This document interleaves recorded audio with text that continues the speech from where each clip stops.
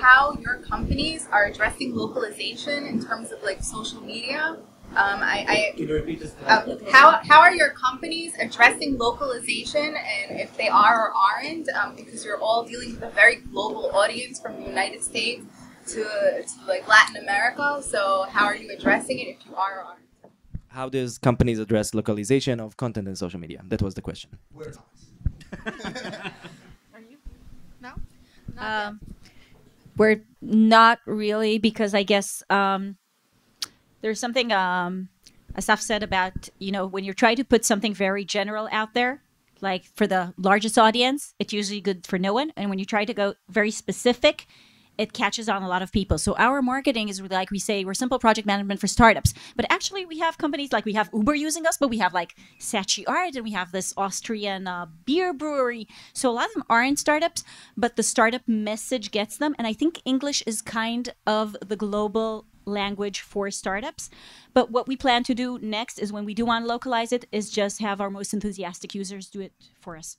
I think that's the way to go. Some of our clients use I use Google Translate a lot to answer Twitter, and I will usually just, I'll translate their question, I'll translate the answer, and I'll say, and pardon my Google Translate French, or pardon my Google Translate Portuguese. So the thing is that one of the tricks that some of our clients are doing is they're working with their local sales teams, if they have a field marketing teams, just to help them with getting some of the translation work done.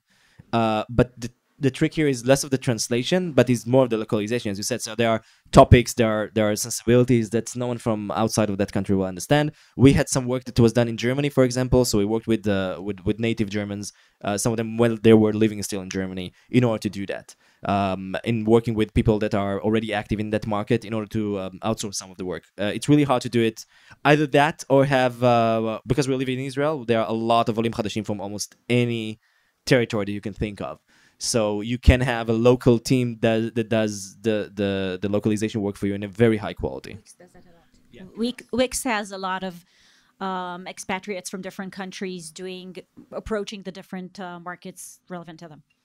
So Boaz, you want to add some points for that? Without doing any promotional for my startup. Which does something. He has a startup that is relevant to localization. Yes, but it's for video. But I wanted to address your problem. You should know that Microsoft invested a lot of resources in improving their translation engines. And they have several professional solutions that are much, much better than Google Translate. Okay, so Microsoft has a better translation tools than Google. Translator, or the Microsoft Translator, which is even better than the Google Translator. And if you're looking for a professional solution, you can use the Microsoft Translator Hub, which is much more professional. Cool. I'd be happy if you can send. Using Microsoft, because then you burn yourself. Yeah, but you never use Microsoft. Yes.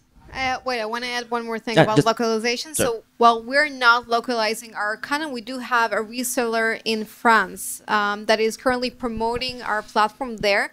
His entire messaging is different from what we're doing. So he's running his own content. His the messaging is very different. He's targeting a different audience. So basically, I think that when you're localizing something, especially for a mid-market or larger market, you need to have somebody on the ground to feel the audience and see that, not just to translate the content, but really to know what people are talking about and how to get involved in that discussion. So while we're not doing the actual localization ourselves, we have a sort of a workaround. So we mapped different bloggers in foreign languages that cover our industry, and we actually send them our English blog post and say, you can just post it on your website, just link back to us. Okay, so they do the translation, we help them create original content in their language and get some traffic from that. I do think it's very important. I think sometimes what will happen is that your users or readers will tell you if you failed to localize. And what happened to me, this is a funny, embarrassing story actually for me. I founded a company back when called Sense of Fashion.